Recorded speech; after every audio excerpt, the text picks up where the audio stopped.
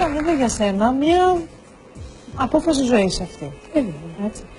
Πριν παντρευτείτε, είχατε κουβεντιάσει το συγκεκριμένο θέμα, γιατί εσύ όταν το γνώρισες ήσουν χριστιανή, ήσουν κοντά στο χριστιανισμό, δηλαδή ήμουνα σε πολύ βαριά αναζήτηση τότε και δεν ήμουνα μια καλή πιστή χριστιανή πια. Δηλαδή είχα πάρα πολλές ερωτήσεις, πάρα πολλές αμφισβητήσεις, χωρίς αρνητικά αισθήματα, απλά είχα κάτι ανικανοποίητο που έψαχνα να το βρω και είχα μια πολύ σοβαρή αναζήτηση στη ζωή μου. Τι ήταν αυτό το οποίο αναζητούσες, δηλαδή τι ήταν αυτό που δεν σε κάλυπτε εκείνη την περίοδο από τη χριστιανική θρησκεία? Είχα κάποια προβλήματα σχετικά με τη θέση της γυναίκας καταρχήν.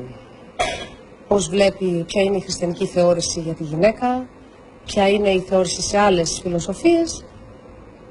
Το ερεύνησα αυτό το θέμα και πολλά άλλα θέματα που έχουν να κάνουν με τη τριάδα, το τρισυπόστατο του Θεού κτλ. Πράγματα τα οποία είναι προσωπικά μου βέβαια, έτσι. Ναι.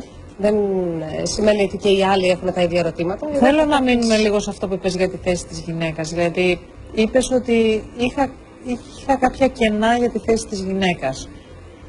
Τι ήταν αυτό που σε προβλημάτιζε στην χριστιανική θρησκεία? Δηλαδή, δεν ένιωθες ότι έβρισκες αυτό που θα σου έδινε τη δύναμη και που αναζητούσες? Αυτό που κατάλαβα εγώ στην αναζήτησή μου είναι ότι όσο και να προσπαθήσω, όσο και να παλέψω, όσο και σωστός άνθρωπος να προσπαθήσω να γίνω, θα είμαι πάντοτε υποδέστερη και εν δυνάμει αμαρτωλία, ας πούμε. Αυτό το ενοχικό αίσθημα που εγώ βίωνα, ας πούμε,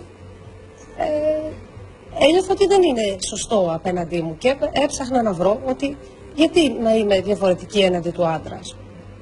Στο χριστιανισμό λοιπόν η γυναίκα, λες, επειδή αυτά είναι λίγο θεολογικά ζητήματα, όμως, έτσι, εγώ δεν μπορώ να τα υποστηρίξω, ίσως μετά θα ρωτήσουμε έναν θεολόγο να μας πει δύο λογάκια πάνω σε αυτό. Αισθανόσουν ότι η γυναίκα στο χριστιανισμό πάντα ήταν υποδέστερη, δηλαδή ό,τι και να έκανε παρέμενε μια δυνάμει αμαρτωλή, μια γυναίκα... Αυτό είναι θεολογικό και ριζικό έτσι ερώτημα. Δεν έχει να κάνει με την καθημερινότητα. Επίσης με ενοχλούσε πάρα πολύ το γεγονός ότι δεν μπορούσα να εκφράσω δηλαδή την πίστη μου, τη θρησκεία μου. Εδώ θεωρείται λίγο ταμπού. Μια πιστή χριστιανή δεν έχει πολύ μεγάλες διαφορές από εμένα. Ναι. Θεολογικά δηλαδή. Δηλαδή, τι θεωρείται ταμπού? Είναι πολύ λίγος κόσμος που προσεύχεται. Ναι. Η προσευχή μου έλειπε. Έψαχνα να βρω δρόμο για την προσευχή. Η προσευχή είναι αυτή που μου άλλαξε πραγματικά τη ζωή μου. Το Ισλάμ ήρθε σιγά σιγά. Δηλαδή εγώ παντρεύτηκα μετά από 2 χρόνια ασπάστηκα το Ισλάμ. Δεν παντρεύτηκα και ασπάστηκα το Ισλάμ.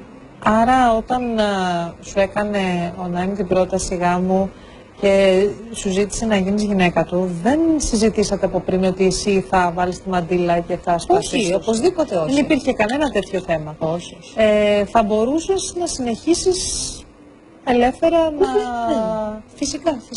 να κυκλοφορείς χωρίς μαντήλα και να έχεις τη θρησκεία σου? Δεν υπάρχει ποτέ θέμα? Είναι μια επιλογή, δηλαδή είναι ένα αναπόσπαστο κομμάτι της θρησκείας, είναι ένα κομμάτι της πίστης, αλλά το πόσο θρησκεύεται κανείς και σε ποιο βαθμό πιστεύει είναι προσωπικό του θέμα. Και πάλι υπάρχουν πάρα πολλές μουσουλμάνες που δεν φορούν μαντήλι. Κοίταξε.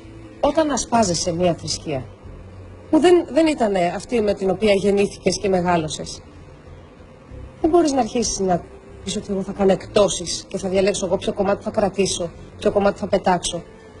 Έτσι είναι χαρακτηριστικό ανθρώπων που έχουν ασπαστεί το Ισλάμ, είναι συνήθως πιο κοντά στις επιταγές της θρησκείας από ότι είναι άνθρωποι που έχουν γεννηθεί. Αυτό είναι ένα κομμάτι και μία πρόκληση για μένα. Δεν ήταν κάτι πολύ εύκολο, όμως το θεωρώ ότι είναι ένα κομμάτι της πίστης και πηγαίνω με αυτό, πορεύομαι με αυτό. Και κάτι ακόμα μου έκανε εντύπωση. Είπες ότι αισθανόμουν ότι στο χριστιανισμό ό,τι και να έκανα θα ήμουν εν δυνάμει αμαρτωλή. Δηλαδή ποτέ δεν θα μπορούσα να είμαι επί της ουσίας ίση με τον άντρα. Και η απορία μου είναι η εξής. Γιατί μία μουσουλμάνα οφείλει σύμφωνα με τη θρησκεία της να καλύπτει όχι μόνο τα μαλλιά της και τα χέρια σας πρέπει να είναι καλυμμένα και να φοράτε μακριά ρούχα. Ναι. Μάλιστα οι πιο πιστές κάνουν, δεν ξέρω αν κάνεις και συμπάνιο με τα ρούχα το καλοκαίρι στη θάλασσα, αν έχεις αυτά τα ειδικά μαγιό, ναι. αυτό που καλύπτουν όλο το σώμα. Αυτό δεν δείχνει ότι η γυναίκα αντιμετωπίζεται ως πρόκληση που πρέπει να καλύπτεται για να μην προκαλεί. Γιατί καλύπτεται? Άρα σημαίνει ότι και η γυναίκα αντιμετωπίζεται διαφορετικά, ως ενδυνάμει αμαρτωλή ή ως κάτι που προκαλεί την αμαρτία. Γι' αυτό το καλύπτουμε για να μην προκαλέσει την αμαρτία. Ναι, δεν είναι ακριβώς έτσι αυτό το θέμα. Δεν ξέρω πώς να σου το δώσω, γιατί είναι πάρα πολύ μεγάλη η προκατάληψη που έχει δημιουργηθεί. Καταρχήν θα ήθελα να σου εξηγήσω ότι το μαντίλι, αυτό το ντύσιμο που καλύπτει, οι γυναίκες το ξαναφορέσαν. Δηλαδή, αν ανατρέξεις και δεις φωτογραφίες από την Καμπούλ, από τη Τεχεράνη, το 50, τη δεκαετία του 50, δεν θα βρεις γυναίκες με μαντίλι. Έτσι. Δηλαδή, αυτές το επιλέξαν και το ξαναφόρεσαν. Και δεν σημαίνει ότι όταν καλύπτομαι πρέπει να το αναλύσω αν είμαι εγώ πειρασμός ή όχι. Ξέρω ότι είμαι ίση με τον άντρα, αφού έχουμε γεννηθεί από μία και μόνη ψυχή. Εγώ γι' αυτό ακριβώς το ρωτώ. Επειδή οι κοινωνίες εξελίσσονται. Ναι. Και εξελίσσονται και οι κοινωνίες που το Ισλάμ είναι πολύ ισχυρό, δηλαδή που η θρησκεία αυτή επικρατεί πλήρως, όπως η τουρκική κοινωνία. Ναι. Γι' αυτό διερωτώ με πώς όταν οι κοινωνίες εξελίσσονται και αφήνουν πίσω αυτά τα κομμάτια των θρησκειών, μία Ελληνίδα πανέμορφη όπως εσύ, αποφασίζει, σου πάει βέβαια μαντήλα, πρέπει να πω έτσι, έτσι να μου το πεις. Τονίζει το πανέμορφο πρόσωπό σου, για να αστιευτούμε. Πώς λοιπόν μια πανέμορφη γυναίκα αποφασίζει να ακολουθήσει έναν δρόμο που εγκαταλείπεται σταδιακά σε πολλά κράτη. Εγώ νομίζω το ανάποδο που λες. Εγώ νομίζω το ανάποδο ότι συμβαίνει. Εγώ θέλω να σου εξηγήσω ότι το μαντήλι ξαναφορέθηκε από τους μουσουλμάνους. Η Αίγυπτος ξαναφόρεσε το μαντήλι μετά από τη δεκαετία του 70. Οι γυναίκες στην Τουρκία πριν κάποια χρόνια δεν φορούσαν μαντήλι. Αντίθετα, αν πας τώρα στην Κωνσταντινούπολη, βλέπεις γυναίκες, κορίτσια, έφηβες και φορούν μαντήλι με επιλογή τους και με πρόβλημα ότι δεν μπορούν να πάνε να σπουδάσουν στα πανεπιστήμια, μπορούν να τους αρνηθούν την περίθαλψη και όμως επιμένουν και το φορούν επειδή είναι επιλογή τους. Δεν είναι κάτι το οποίο σε καταπιέζει, ούτε κανείς μπορεί να σου το επιβάλλει. Η κορούλα σου? 4,5. Η κορούλα σου είναι 4,5. Η μάνα τη λένε. Πολύ ωραία. Πίστη, ναι. Η μάνα σημαίνει πίστη. Η κορούλα σου λοιπόν όταν θα γίνει 11-12. 13-14. Δηλαδή και πιο μετά. Ρωτώ γιατί δεν ξέρεις πότε θα έρθει η έμεινος ρίση σε ένα κοριτσάκι. Και όταν έρθει πρέπει να φορέσει μαντήλα κανονικά σύμφωνα με τη θρησκεία. Κοίταξε, ναι, αυτό ορίζει η θρησκεία, έτσι. Από εκεί και πέρα. Αν έρθει στα 9, στα 10. Όχι, κοίταξε τώρα τι γίνεται. Και πάλι αυτό, πρέπει να είμαστε, να γνωρίζουμε τι μας συμβαίνει. Είναι σχολές σκέψης και σχολές, διάφορες σκέψεις μέσα και σε κάθε θρησκεία. Η μέση, ας πούμε, το μετριοπαθές Ισλάμ που λέμε, βλέπει πότε μια κοπέλα, ένα κοριτσάκι γίνεται κοπέλα. Μπορεί τα δικά μας τα παιδιά που μεγαλώνουν εδώ, δεν γίνονται κοπέλες στα 10, στα 11, στα 12 και ας έχουν έμεινο ρίση. Ενώ μπορεί ένα κορίτσι σε μια άλλη χώρα να είναι κοπέλα στα 10, 11. Τώρα εκεί πρέπει ο γονιός να κρίνει και να συζητήσει, αλλά δεν είναι δική μου επιλογή αυτή.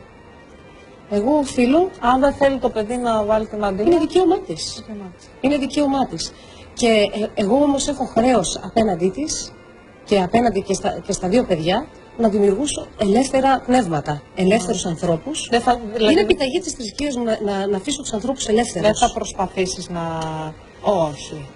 Τι βάλεις προς αυτή την κατεύθυνση να της εξηγήσεις ότι μια μουσουλμάνα φοράει τη μαντήλα και αν θες να είσαι σαν τη μαμά που η μαμά είναι πιστή. Θα τα μάθει όλα αυτά.